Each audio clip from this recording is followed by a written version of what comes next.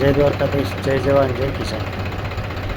તો હાલો ખેડૂત મિત્રો, આપણે આ ગ્રામોક્ઝોન મારવાનું ચાલુ છે, જે સર્વનાશ કહેવાય. લીટરનો ડબલો આપણે બતાવ્યો ને એ ગ્રામોક્ઝોન.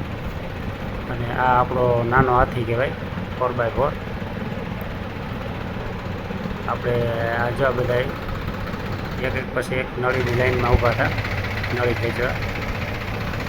આપણે પાછળ નળી ખેંચતા આવે ને એ નળી ખેંચતા આવે. આ ભાઈ જો દાંડીઓ પકડે ને, દાંડીઓ તાણે એટલે ચાલુ થઈ જાય. નળી આપણી ખેંચાતી આવે રિટર્નમાં. અને આ આપણે વાવેતર કર્યા મોર આપણે સર્વનાશનો રાઉન્ડ મારવાનું ચાલુ છે. ઝીણું ઝીણું ફળ ઉઠી ગયું એટલે આપણે ખળની દવા મારી દઈએ. આ બે જણા આવી રીતના આમ નજર લઈને લઈ આવે. કેવો મસ્ત પ્રેશર છે, બે મોજમાં છે પાછા માટીઓ.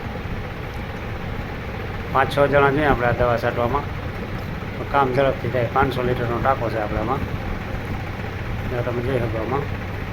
અને આવી રીતના નળી આમ લેખક 2-3 જણા લેવા આવે અને પછી લઈ આવે એટલે વીટાતી આવે નળી. જાય તે ખેંચતી જવાની અને આવે ત્યાં ટ્રેક્ટર મેળી ખેંચી ગઈ. અને આમાં આપણે થોડોક ગારો વધારે છે એટલે 2-3 માટી આપણે રાખવા પડે. આવી રીતના પટ્ટી રાખીને ગારો ઉખેડતા આવે.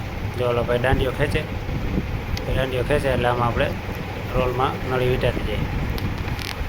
આમ તમે જોઈ શકો. જો ઓલા ભાઈ ઓલું છે ને રાટું વીટી રાખ્યું છે નળીમાં, ગારો બહુ છે ને અહીંયા ખેરતા જાય ગારો. જો તમે જોઈ શકો.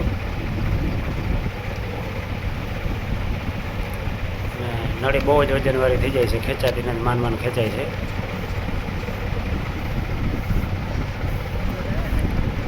બહુ ગારો છે આમાં. અમારે તો એમ કરી છે ને દવા મારી દઈએ અને અમારે કાલામાં